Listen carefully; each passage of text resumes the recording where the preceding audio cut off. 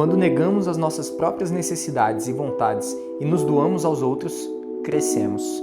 Tornamo-nos menos autocentrados e mais conscientes dos outros. A alegria é uma consequência dessa doação.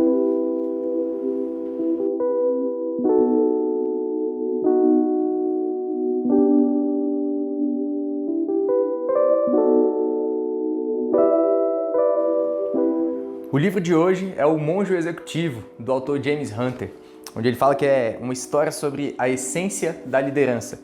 E, cara, esse é um livro sensacional sobre liderança, onde ele traz a base dos ensinamentos para que a gente possa se tornar grandes líderes, né? E ele mostra que liderança não se trata de um cargo.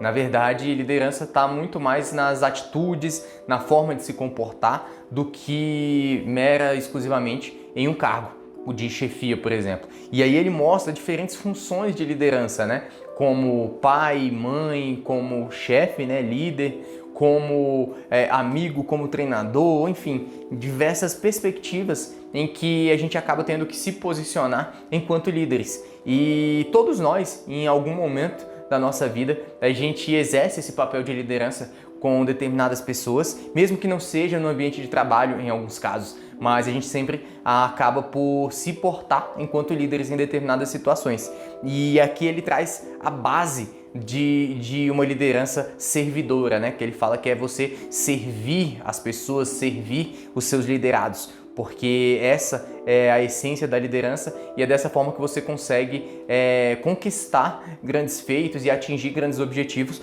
com a equipe ali que você construiu enquanto líder. E aí aqui ele traz um trecho falando o seguinte: ouvir é uma das habilidades mais importantes que um líder pode escolher para desenvolver. E aí ele fala que muitas vezes a gente acha que liderar é a gente ter que ensinar o tempo todo, falar o tempo todo, quando na verdade não. A habilidade de ouvir, de escutar, e mais do que isso, de ouvir ativamente, prestando atenção no que está sendo falado, é muitas vezes muito mais importante do que a gente falar e compartilhar algum conhecimento. Ele deixa muito claro que a escuta ativa ela é fundamental para que a gente possa exercer com maestria a função de liderança, né? Aqui em outro trecho, ele fala: você gerencia seu inventário, seu talão de cheques, seus recursos. Você pode até gerenciar a si mesmo, mas você não gerencia seres humanos. Você gerencia coisas e lidera pessoas. E aí ele traz uma definição aqui que ele coloca com relação à liderança. Liderança é a habilidade de influenciar pessoas para trabalharem entusiasticamente, visando atingir os objetivos identificados como sendo para o bem comum.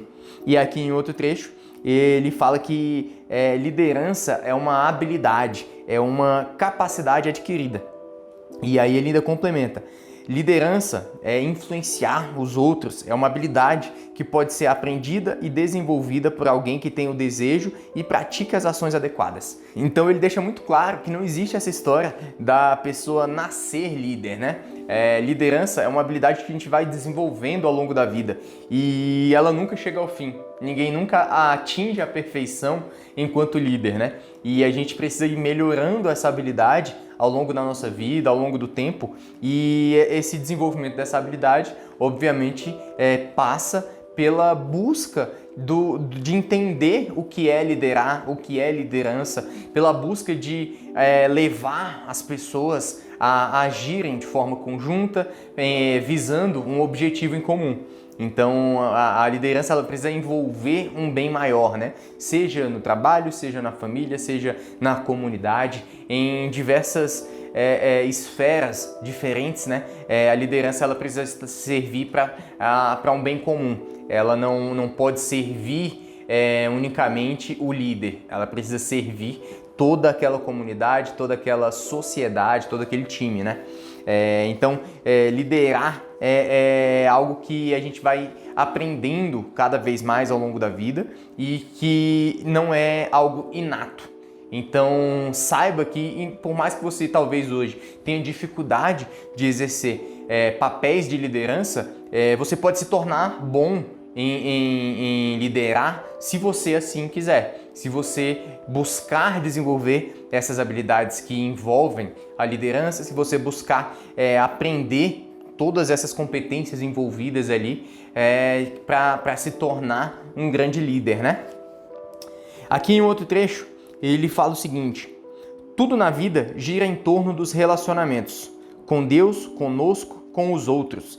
Isso é especialmente verdadeiro nos negócios, porque sem pessoas não há negócios. Famílias saudáveis, times saudáveis, igrejas saudáveis, negócios saudáveis e até vidas saudáveis falam de relacionamentos saudáveis. Os líderes verdadeiramente grandes têm essa capacidade de construir relacionamentos saudáveis. E aqui a gente já lembra do que ele traz lá no início, né, sobre a escuta ativa. E a escuta ativa, a habilidade de ouvir o que o outro está falando, está diretamente relacionado a cultivar relacionamentos saudáveis, a cultivar bons relacionamentos. E ele fala que essa é a base de tudo, né? Então a gente precisa focar no relacionamento interpessoal, focar em nos relacionarmos bem com as outras pessoas e com os membros da equipe, né? Com os nossos liderados. Paradigmas são simplesmente padrões psicológicos, modelos ou mapas que usamos para navegar na vida. Nossos paradigmas podem ser valiosos e até salvar vidas quando usados adequadamente, mas podem se tornar perigosos se os tomarmos como verdades absolutas, sem aceitarmos qualquer possibilidade de mudança e deixarmos que eles filtrem as novas informações e as mudanças que acontecem no correr da vida. Agarrar-se a paradigmas ultrapassados pode nos deixar paralisados enquanto o mundo passa por nós. Aqui é um trecho que, novamente, está relacionado com a habilidade de ouvir e, mais do que ouvir, a gente refletir sobre o que está sendo falado. Então, ele mostra aqui que a gente traz muitos paradigmas ao longo da nossa vida, né? Muitas verdades absolutas e que muitas vezes já foram ultrapassadas. São conceitos que já ficaram para trás.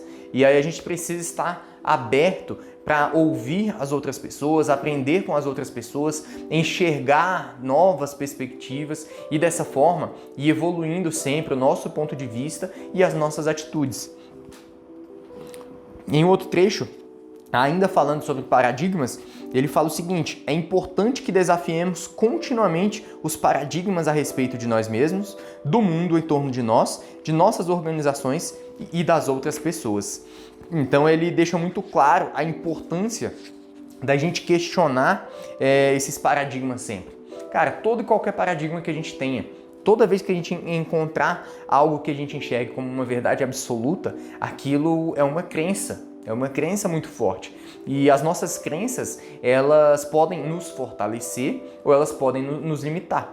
E muitas vezes, ao longo da vida, a sociedade vai mudando, os nossos objetivos vão mudando, nós vamos mudando enquanto seres humanos, e a gente precisa também adaptar essas nossas crenças, adaptar os nossos paradigmas e buscar evoluir esses conceitos para que eles sirvam para nos ajudar e para ajudar nossos times, nossas equipes, nossa comunidade. Aqui é a base do ensinamento que o James Hunter traz no livro, né, referente à liderança, onde ele fala pura e simplesmente o seguinte: o papel do líder é servir. E ele deixa claro que se fosse para ter um único ensinamento, uma única lição, uma única definição do papel do líder, seria o papel de servir. Ou seja, você colocar a sua equipe, colocar as outras pessoas como prioridade, colocá-los em primeiro lugar e servi-los da melhor forma possível. Aqui nesse outro trecho, o líder nunca deve aceitar a mediocridade ou o segundo lugar. As pessoas têm necessidade de receber estímulo para se tornarem o melhor que puderem ser. Esse trecho ele é sensacional, que ele mostra a importância do líder desafiar a sua equipe, desafiar os seus liderados, buscando fazer com que eles evoluam. Buscar desafiar as competências deles, os paradigmas deles, para que eles não aceitem a mediocridade. E quando a gente pensa em mediocridade, algumas pessoas levam a mal a palavra mediocridade, mas a gente está falando de média, de resultados medianos. Então o líder precisa desafiar cada vez mais a equipe ou a comunidade para que as pessoas que fazem parte da liderança dele, essas pessoas cresçam mais a cada dia, essas pessoas possam evoluir mais a cada dia. E para isso, elas precisam de um desafio externo muitas vezes, que precisa ser posicionado ali pelo líder. Então o líder tem esse papel de levar desafios para poder contribuir com o crescimento e evolução dessas pessoas. Aqui nesse outro trecho, ele fala que intenções sem ações é igual a nada. Intenções menos ações é igual a nada. Todas as boas intenções do mundo não significam coisa alguma se não forem acompanhadas por nossas ações. Aqui é muito louco, né? Porque ele fala sobre aquelas pessoas que têm boas intenções, têm boas ideias, mas não colocam em prática. Muitas vezes são pessoas que ficam ali somente nos bastidores, vamos dizer assim, atrás das cortinas, só criticando, só julgando, só condenando quem está se expondo, quem está agindo. E aí às vezes vem até sob um argumento de que é na melhor das intenções, que é para contribuir com quem está ali do outro lado. E ele deixa claro que não, cara, intenção sem ação é igual a nada. Então não basta você ter boas intenções, você precisa agir de forma coerente com as suas boas intenções. E dessa forma você vai chegar em resultados coerentes com essas ações. Então entenda a importância de agir. Não basta somente você viver no mundo das ideias ou das palavras, né? Somente julgando, criticando. Você precisa estar na arena, né? No campo de batalha ali, você precisa estar no jogo, agindo massivamente em busca do que você deseja e defendendo aquilo que você acredita. Avançando aqui na leitura. Tudo na vida é relacional, tanto verticalmente para Deus quanto horizontalmente para o próximo. Cada um de nós tem que fazer escolhas a respeito desses relacionamentos. Cada um de nós deve fazer suas escolhas a respeito do que acredita e do que essas crenças representam em nossa vida. Alguém uma vez disse que cada pessoa tem que fazer suas próprias crenças. E aqui, novamente, a gente volta lá para a questão dos paradigmas, né? Os paradigmas são conceitos, né, que a gente traz, preconcepções, verdades absolutas que às vezes a gente traz na nossa vida, referente a diversos assuntos, e que se tornam crenças. É aquilo que a gente acredita. E a gente acaba agindo de acordo com as nossas crenças. A gente acaba agindo de forma a validar aquilo que a gente acredita. E aqui ele mostra a importância de nós construirmos as nossas próprias crenças. Só que a maioria das pessoas não questiona sobre o que acredita. Tem paradigmas, tem crenças que eles levam como verdades absolutas, mas não questionam de onde que isso surgiu, quando que isso surgiu, por que ela acredita que aquele conceito é daquela forma. E aqui ele traz a importância da gente fazer esses questionamentos, da gente estar sempre avaliando se aquilo que a gente acredita contribui para a nossa evolução, para o nosso crescimento e para a nossa servidão enquanto líderes, ou será que aquela crença ali ela está só limitando e bloqueando nosso potencial e nossa liderança? Então ele deixa claro, cara, cada um é responsável por fazer suas próprias crenças. Só que aí cabe a cada um também buscar os meios científicos, inclusive, hoje em dia, para poder fazer essas transformações das crenças. Então isso envolve muito autoconhecimento, envolve muito estudo, muito desenvolvimento pessoal. E muitas pessoas não estão dispostas a passarem por esse processo. Mas o líder, ele precisa passar por todo esse processo para que ele possa evoluir dentro desse papel de liderança, né? E nesse outro trecho, em nossa organização, lidamos com voluntários, que são pessoas adultas. Não são escravos nem animais que devemos açoitar. Nosso trabalho como líderes é mostrar-lhes a distância entre seu desempenho e o desempenho esperado pela empresa. Isso pode e deve ser feito de forma calma, respeitosa e firme. Não precisa ser uma bronca. Aqui ele deixa muito claro referente à estrutura organizacional do trabalho, onde ele diz que nós não lidamos com escravos, ou seja, ninguém é obrigado a estar ali na empresa e a estar ali ocupando aquele cargo, aquela função. Então a pessoa ela tem o livre-arbítrio de sair. E aí alguns liderados, vamos colocar assim, né, alguns profissionais, eles acabam se sentindo obrigados a estarem ali. Falam, não, eu não tenho outra escolha, porque eu dependo desse dinheiro. Não, você tem sim diversas outras escolhas. O mundo ele é abundante, tem várias possibilidades, novas profissões surgem o tempo todo dentro da nossa realidade aqui do ambiente digital, principalmente, isso ficou muito acelerado. Então existem sim outras possibilidades. Só que tanto o profissional precisa ter esse entendimento, quanto também o líder. E aí o líder também precisa ter esse entendimento que o profissional que está ali, ele está ali por livre e espontânea vontade. Ele não é um escravo, ele não está ali para aguentar qualquer situação, não está ali para ser maltratado, para aguentar bronca. E aqui o James Hunter fala disso. Ele fala, cara, a gente precisa deixar muito claro qual que é o desempenho esperado e como ele vem agindo para que ele possa diminuir o máximo possível a distância entre o desempenho esperado e o desempenho dele atual. Mas tudo isso tem que ser feito com clareza e com empatia, se colocando no lugar da outra pessoa. Não precisa de grosseria, não precisa gritar, não precisa dar bronca. Então a gente precisa, antes de mais nada, entender que é uma relação ali de escolha. Então, os dois escolheram estar naquela posição e escolheram estar naquele ambiente, executando aquelas atividades. Então, por que tornar aquilo uma situação de obrigação, né? Como se fosse um sistema de escravidão? O que ele deixa claro que não é a situação em que a gente vive atualmente. Avançando. Muitas pessoas querem e esperam resultados rápidos, mas o fruto só vem quando está pronto. E é exatamente por isso que o compromisso é tão importante para o líder. A lei da colheita ensina que o fruto crescerá, mas nem sempre sabemos quando esse crescimento ocorrerá. E esse trecho aqui ele é sensacional, onde ele fala da importância da disciplina, né? Cara, o líder ele precisa ser disciplinado. Ele precisa entender que as ações dele, as ações da equipe, elas vão gerar frutos lá na frente. Só que a gente não sabe quando esses frutos vão florescer. A gente não consegue prever com exatidão quando a gente vai colher os resultados daquilo que a gente vem fazendo, daquilo que a gente vem plantando.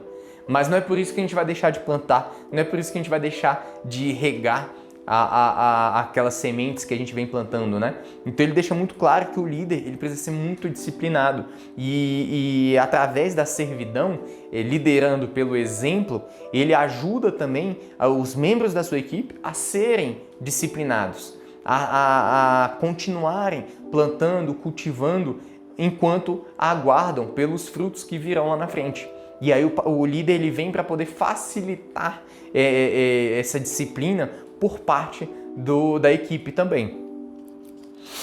Aqui nesse outro trecho, a única pessoa que você pode mudar é você mesmo. Tolstói disse que todos querem mudar o mundo, mas ninguém quer mudar a si mesmo. Como líderes, podemos fornecer todas as condições, mas são as pessoas que devem fazer as próprias escolhas para mudar.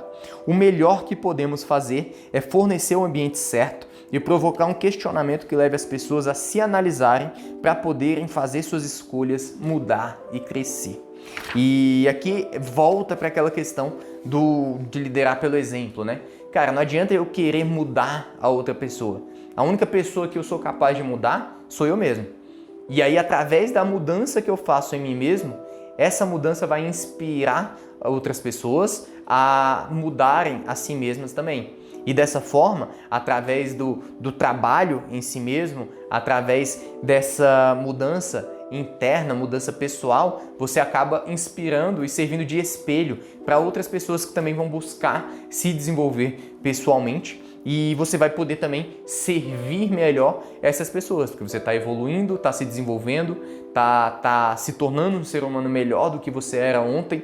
E dessa forma você é capaz de servir mais as outras pessoas, ajudando essas outras pessoas também a mudarem e a evoluírem, se assim elas quiserem. Mas a gente tem que ter consciência que nós não somos capazes de mudar o outro. Nós não somos capazes de mudar ninguém, a não ser nós mesmos. Nossos pensamentos, sentimentos, crenças, nossos paradigmas exercem de fato grande influência sobre o nosso comportamento. A praxis ensina que o oposto também é verdadeiro.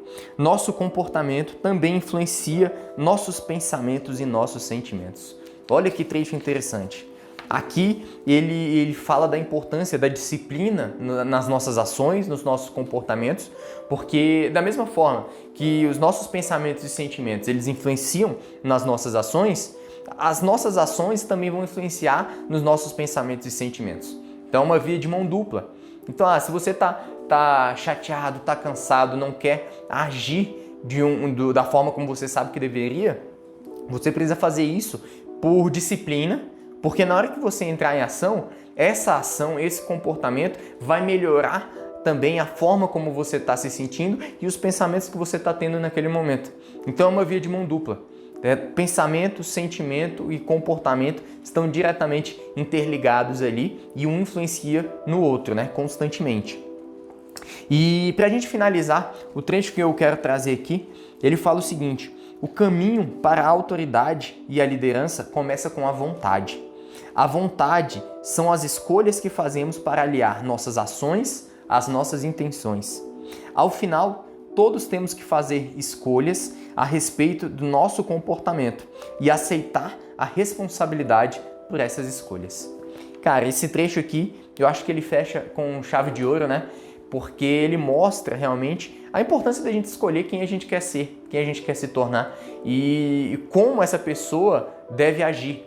E aí a gente vai agir de acordo com a pessoa que a gente deseja se tornar, evoluindo cada vez mais e principalmente sabendo que nós somos responsáveis por essas nossas escolhas.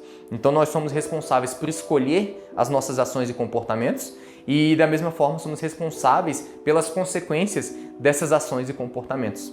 E sempre lembrando do que ele traz, que o principal comportamento que um líder pode ter é o de servir. É buscar estar ali presente e servindo as pessoas à sua volta, na sua comunidade, na sua equipe, na sua organização. Então, eu acho que essa é a principal lição que a gente pode extrair desse livro aqui do Monge Executivo, que é o fato que ele traz de que o papel do líder é servir.